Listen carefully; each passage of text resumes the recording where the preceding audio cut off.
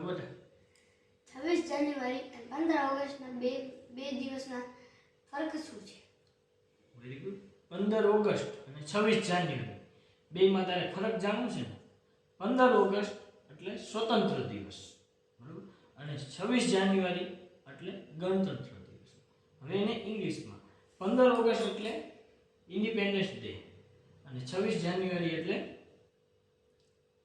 Republic day, બરાબર. હવે 15 ઓગસ્ટના દિવસે આપણે શું થયા હતા?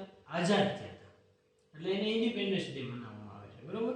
અને 26 જાન્યુઆરી ગણતંત્ર દિવસ એટલે આપણો સંવિધાન દિવસ ગણવામાં આવે છે. એટલે 26 જાન્યુઆરી અને 15 ઓગસ્ટમાં આ ડિફરન્સ છે. સમજાણું તને? 15 ઓગસ્ટ એટલે શું?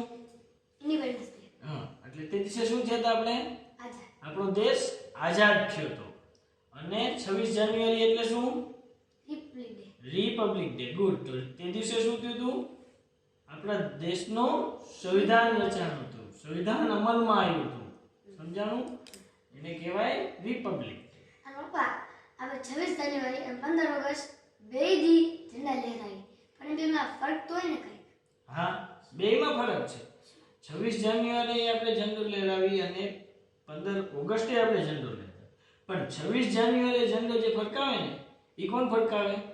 રાષ્ટ્રપતિ ફરકાવે, બરોબર. અને 15 ઓગસ્ટે ફરકાવે એ કોણ? વડાપ્રધાન આપણા ફરકાવે. હવે 15 ઓગસ્ટે જે ઝંડો આપણે ફરકાવતા હોય ને એ ઝંડો નીચે હોય, પહેલા એને રસીથી ખેંચીને પહેલા ઉપર લઈ જવામાં આવે અને પછી વડાપ્રધાન દ્વારા એ ઝંડો ફરકાવવામાં આવે. અને 26 જાન્યુઆરી જે રાષ્ટ્રપતિ દ્વારા જે ઝંડો ફરકાવવામાં આવે ને એ ઝંડો પહેલેથી ઉપર બાંધેલો, એને ખાલી રસી ખેંચીને ફરકાવવામાં આવે. આ બે વસ્તુનો ડિફરન્સ છે. શું?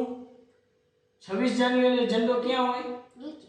નહીં, ઉપર હોય, એને રાષ્ટ્રપતિ ફરકાવે.